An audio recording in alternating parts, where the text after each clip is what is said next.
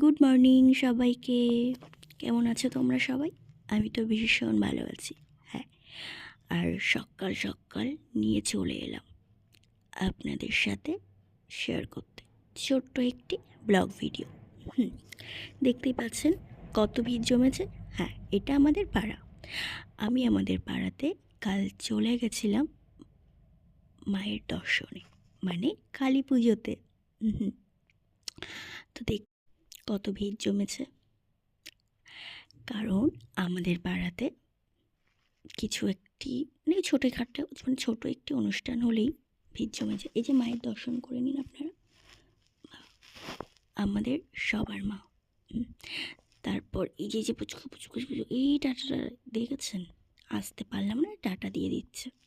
ও এরকমই, যেখানেই দেখবে পিসিমণিকে, মানে আমিও পিসিমণি হই, তো সেখানেই আমাকে টাটা দিয়ে বাড়ি পাঠিয়ে দেয়। হ্যাঁ, ও এরকমই। যাই হোক, তারপর আমি চলে এসেছিলাম এই যে খাওয়া দাওয়ার এখানে। কালী পুজোতে যাচ্ছি, বাঙালি মানেই খাওয়া দাওয়া। যাই হোক, মায়ের দর্শন করে চলে এলাম খাওয়া দাওয়ার দিকে। বাবা কত ভিড়!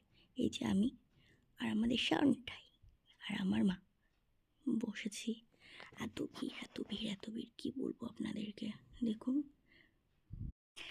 দেখতেই পাচ্ছেন, কেউ কেউ দাঁড়িয়ে আছে, কেউ কেউ বসে, কেউ কেউ না, অনেকেই বসে।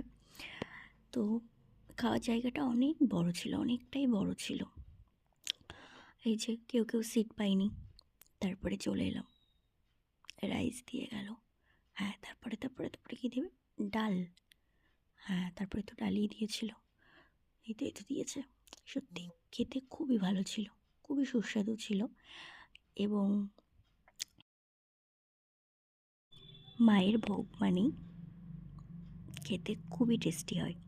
আমি তো ভীষণ প্রিয় আমার, মানে কোথাও পুজো হলে মা যদি যাই কিংবা কেউই, তাদেরকে বলি আমার জন্য কিন্তু ভোগের খিচুড়ি বা বা কিংবা প্রসাদ, এক কথায় দিলেই কিন্তু আমার জন্য নিয়ে আসবে। হ্যাঁ, সে যেখানেই হোক না কেন। তো তারপরে চলে এলো আলুর দম। আলুর দমটা, হ্যাঁ, এটাও খেতে খুবই ভালো ছিল। তো সব কিছুই ভালো ছিল আর কি।